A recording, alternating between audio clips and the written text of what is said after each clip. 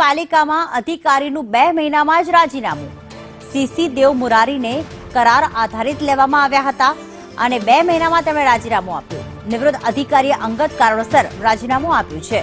ત્રીજી વખત 6 માસ માટે કરાર આધારિત લેવામાં આવ્યા હતા। સીસી દેવ મુરારીને સિટી એન્જિનિયર તરીકે લેવાયા હતા। મોટાભાગની સત્તા લઈ લેવાતા રાજીનામું આપ્યાની ચર્ચા થઈ રહી છે। મહાનગરપાલિકામાં કરાર આધારિત માનીતા અધિકારીએ અંતે 2.5 માસ રાજીનામું આપ્યું છે, કારણ કે તેમને આમ તો 6 મહિના માટે લેવામાં આવ્યા હતા, પણ તેમણે 2 માસની અંદર જ રાજીનામું આપી દીધું હતું।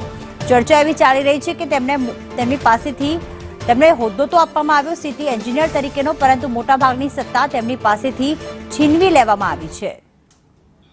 મયુર દવે અમારી સાથે જોડાઈ ગયા છે। મયુર, પહેલા 6 મહિના માટે કરાર આધારિત નિમણૂક કરાઈ, પણ અચાનક આ રાજીનામું, શું કારણ આપવામાં આવી રહ્યું છે, શું ચર્ચા છે?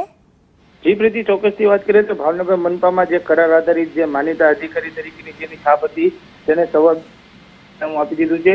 કારણ કે કહી શકાય કે જે રીતે મનપાના જે નિવૃત્ત અધિકારી છે સીસી દેવ મુરારી છે તેને ફરી એક વખત 6 માસ માટે થઈને કરાર આધારિત છે તે લેવામાં આવ્યા હતા અને કહી શકાય કે જે સીસી દેવ મુરારી છે તેને ત્રીજી વખત ઓફિસર ઓન સ્પેશિયલ ડ્યુટીના હોદ્દા ઉપર સિટી એન્જિનિયર તરીકે તેને મૂકવામાં આવ્યા હતા। પરંતુ મહત્વનું કહી શકાય કે જે રીતે આ નિવૃત્ત અધિકારી છે તેને પોતાના વ્યવહારિક અને સામાજિક જવાબદારી હોય એ કારણસર અંગત રાજીનામું આપી દીધું હતું। ત્યારે કહી શકાય કે જે રીતે મનપામાં જે ચર્ચાઓ ચાલી રહી છે તેમાં જાણવા મળ્યું છે કે જે આર્થિક સ્થિતિ જે મોટાભાગની સત્તા છે તેની પાસેથી લઈ લેવામાં આવ્યું હોવાને કારણે પણ તેણે રાજીનામું આપ્યું હોવાની ચર્ચા હાલ ચાલી રહી છે।